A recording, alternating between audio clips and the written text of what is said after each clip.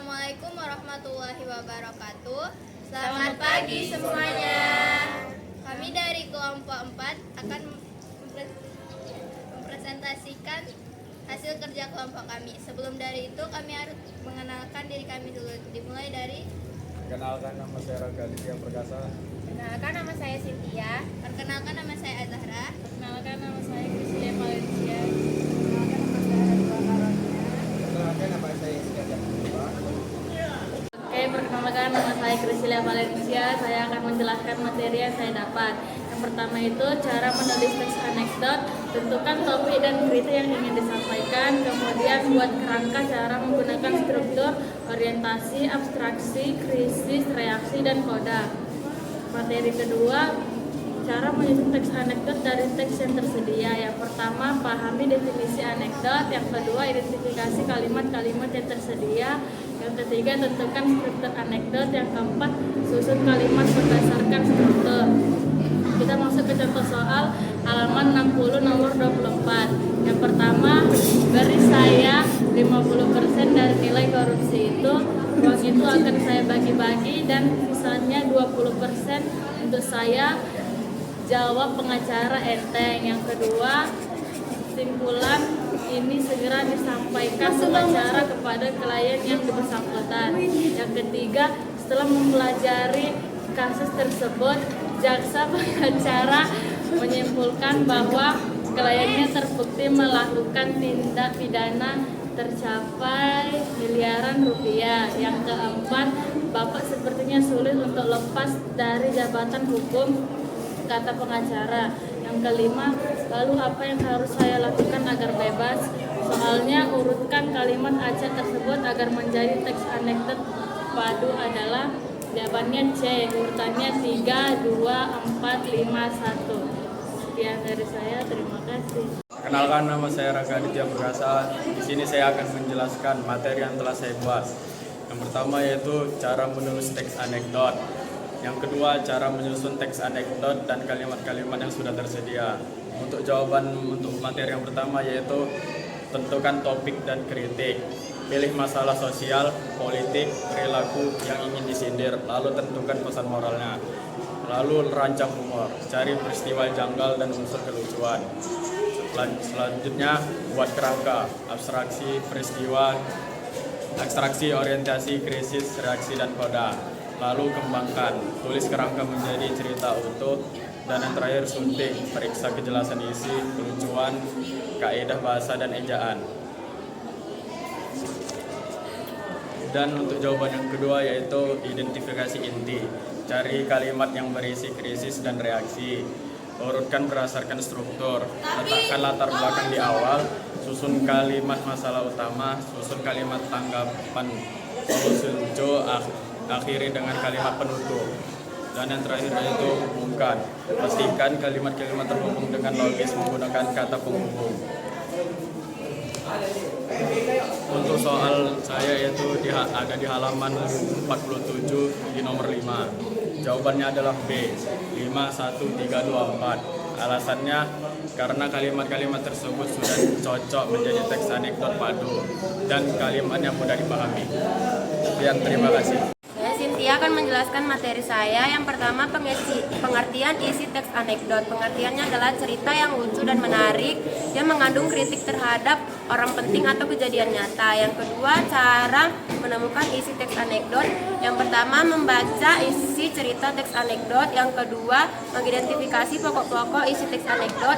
Yang ketiga, mencatat pokok-pokok isi teks anekdot. Dan yang ketiga, cara menghubungkan teks anekdot dengan kehidupan sehari-hari. Yang pertama, pahami tujuan isi teks anekdot. Yang kedua, identifikasi latar dan tokoh. Ketiga, cari kesamaan pengalaman. Keempat, memikirkan kritik yang tersirat. Kelima, amati kaidah kebahasan teks anekdot. Dan yang keenam, menghubungkan teks anekdot dengan kehidupan sehari-hari.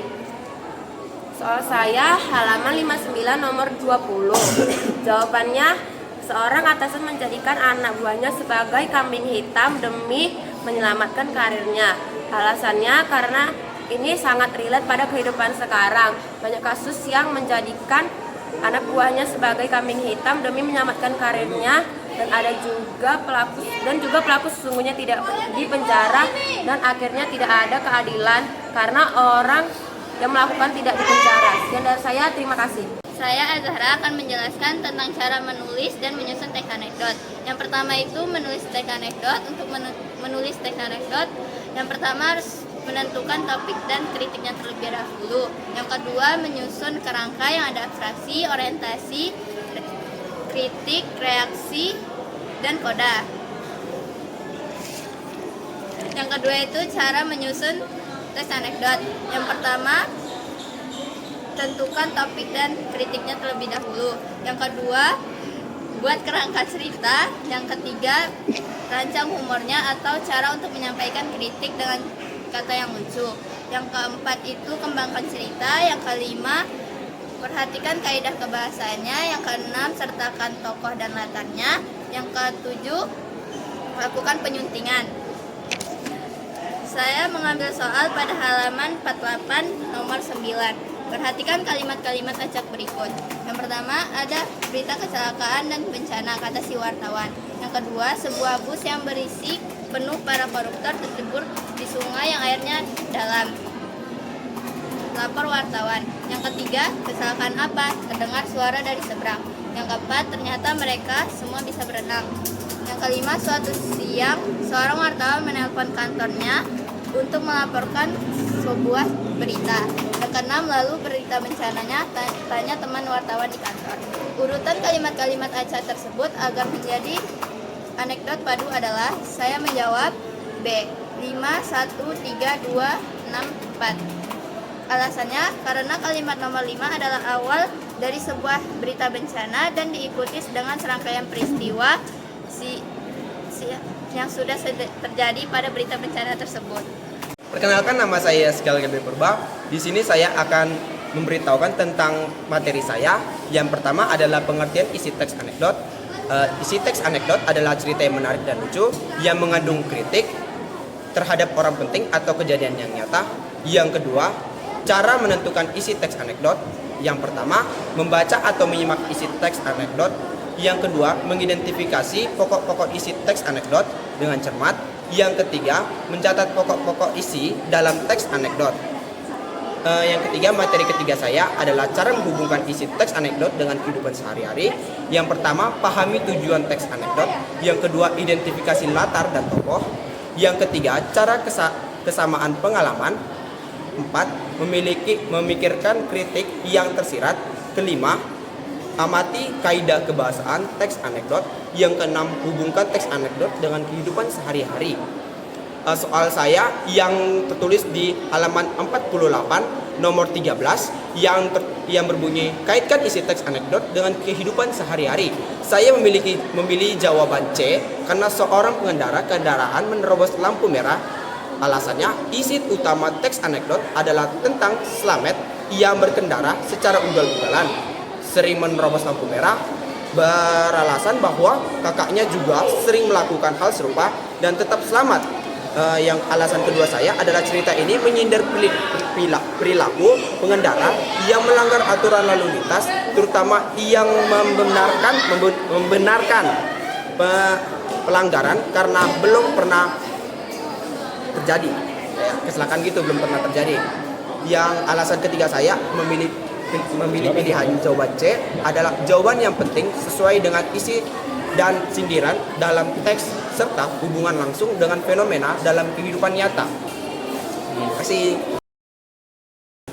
Perkenalkan, nama saya Ratua Carolina. Saya akan membaca teks yang saya buat. Satu, pengertian isi teks anekdot adalah inti atau pesan yang ingin disampaikan melalui cerita singkat yang lucu dan menggelitik. Tujuan utamanya adalah untuk menyampaikan kritik atau sindiran terhadap suatu isu atau perilaku dengan cara yang gila. Yang kedua, cara mengetahui isi teks anekdot. Yang pertama, tema cerita. Yang kedua, karakter dan peran. Yang ketiga, konflik atau masalah. Yang keempat, pesan atau kritik.